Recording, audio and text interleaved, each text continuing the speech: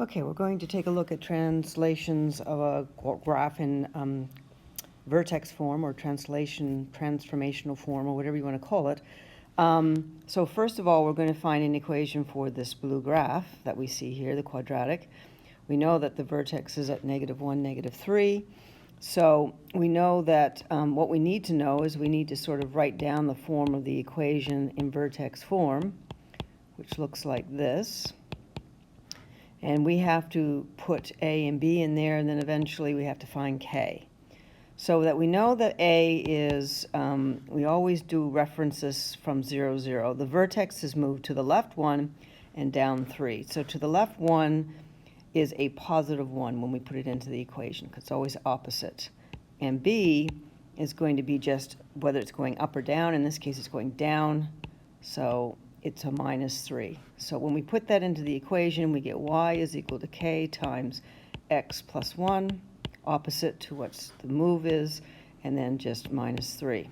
So we've got 3/4 of the equation. To find k, we need a point. So we're given this point of 0, -1, which is the y-intercept. We'll use that, and then we'll substitute that in. So this is y, and this is x. So y becomes -1. We don't know what k is. X is 0. 0 plus 1 all squared -3. So that just becomes 1. So we get -1 is equal to k times 1, so just k, -3. We add the 3 to the other side, and we get k is 2. So the equation, and you should write the final equation here with the k, is 2 is the k, x plus 1 all squared -3. There's the equation. Now, what they want us to do is they want us to move this graph that we have here over, and we want us to move it to the 3 units to the right and 2 units up. Now, if you've got a graph in vertex form, the easiest thing is to just move the vertex according to this. So 3 units to the right, 1, 2, 3, and 2 units up. We'll take the new point from -1, -3 to the right 2 and down 1. So that's my new vertex. So technically, my graph moves over here. Like that's just shifting it over and without any points, right? So we need to come up with a new equation for that.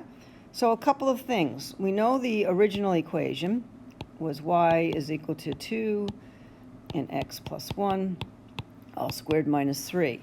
Scale factor isn't going to change. When I translate this blue graph over to this new position, it doesn't change. The scale factor doesn't change. So I know I'm still going to have the scale factor of 2. But what has changed is the vertex. The vertex is now gone.